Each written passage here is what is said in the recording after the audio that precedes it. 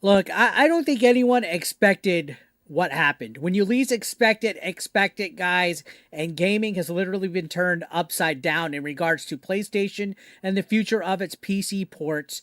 In 2024, PlayStation's biggest franchises were all on PC already. We had God of War, Spider Man, Horizon, Last of Us, Ghost of Tsushima, all of the top heavy hitters. The game that ended up smashing every single sales record, though, was Stellar Blade. A game that came out of left field, a game that was a brand new IP, and it didn't just beat the sales records by a little bit, guys. It completely obliterated them. We talked about this the other day when I said Sony made over $1.2 billion on Steam alone for their PC ports, but it was spearheaded by Stellar Blade. The question is, how did a brand new Sony IP destroy and defeat Sony's other biggest icons, guys? We're talking Jin Sakai. We're talking about Kratos. We're talking Spider-Man. How did it win? And what does that mean for the future of PlayStation, especially in regards to their PC ports going forward? But before we continue, guys, if you're brand new to the channel, why don't you consider hitting that subscription button so you don't miss any of my daily gaming content? And feel free to hit that like so it gets shared out to more people. And happy Thanksgiving weekend. Anyways, let's continue this story. So Shift Up, the developers of Stellar Blade, confirmed that Stellar Blade is officially the best-selling PlayStation exclusive PC launch in history, guys. That is wild. Ahead of Ghost of Tsushima, ahead of Spider-Man, ahead of God of War Horizon, and yes, Last of Us. Like I mentioned, those aren't slouched games. Those are like the key PlayStation exclusives that have been carrying the company for years. Steam charts show that nearly 200,000 peak concurrent players were on Stellar Blade, which is absurd for a single player game. Yeah, there's no multiplayer, there's no online live service action about this game. It's a true blooded single player game. For that many people to be playing, that's wild because for context, most studios celebrate hitting 30,000 concurrent players. So they knocked it out of the park with that 200,000 number, guys. Within 3 days of release, the PC version alone passed 1 million copies sold. Not players engaged, like Ubisoft will try to get you with Ubisoft's Assassin's Creed Shadows, but 1 million copies sold, guys. And total sales across PS5 and PC have now crossed 3 million. For a debut franchise, that's completely unheard of. And you know what? Good on Shift Up. Good on Stellar Blade. Now, why does this matter?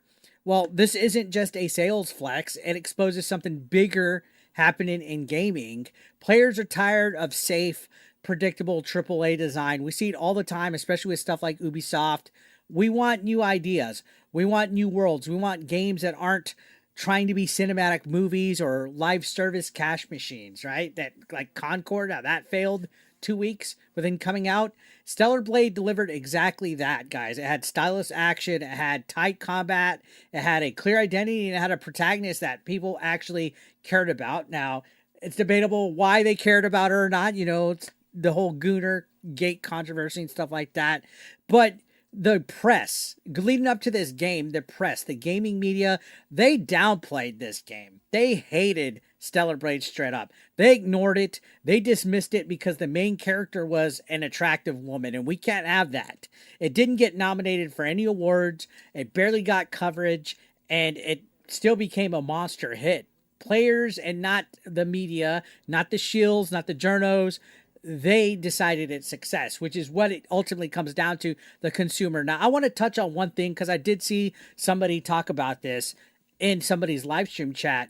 They're like, oh, people are praising Stellar Blade because it sold 3 million copies, yet they're crapping on a game like Ghost of Yotei that sold 3 million copies. Where's the hypocrisy? Why are these people praising this game while they say Yotei was a flop and a failure? Well, Stellar Blade didn't have the budget that Ghost of Yotei did. Stellar Blade also sold 3 million and broke a PC gaming record. It outsold Ghost of Tsushima on PC. That's why people are talking about it. People are praising the fact that it broke sales records on Steam. You dolt. They're not talking about, 3 million copies sold total. They're talking about how it broke sales records on PC. Guess what? Ghost of Yotei is not on PC yet, so we'll see how that does when it comes out. Now, let's talk about this shockwave that the industry has been suffering right here, guys. Shift Up isn't just celebrating, they're scaling. They've begun a massive hiring push as a result of this. They're growing past 100 employees, and yeah, Stellar Blade 2 is officially in development. We're getting this sequel no matter what, but the true bombshell here is the sequel is being built as a multi-platform release. That's going to change the game. That means the next Stellar Blade can launch on PlayStation, PC, and potentially Xbox, and maybe Nintendo.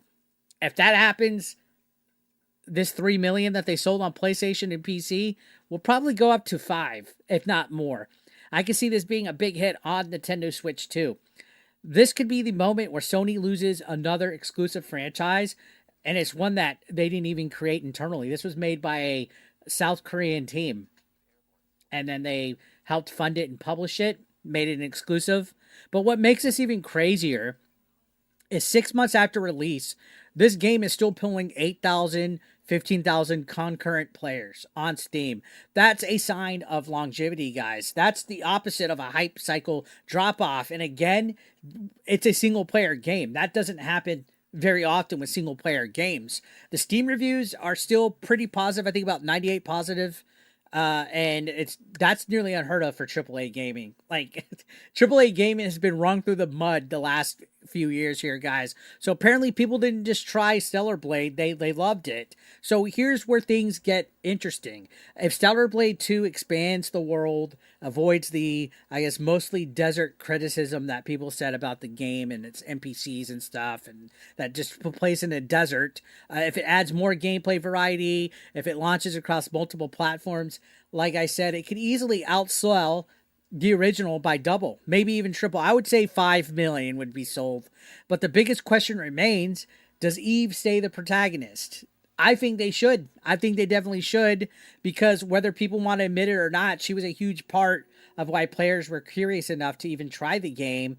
And then they discovered that it was genuinely incredible. Again, for obvious reasons, Eve is a very sexualized character, very attractive, very hot, curvaceous, but I think if you change her, the franchise loses its whole entire identity, guys. I think they painted themselves in this rut where Eve needs to stay the protagonist, or else, just like what happened with Ghost of Tsushima's sequel, Ghost of Yotei, that'll happen.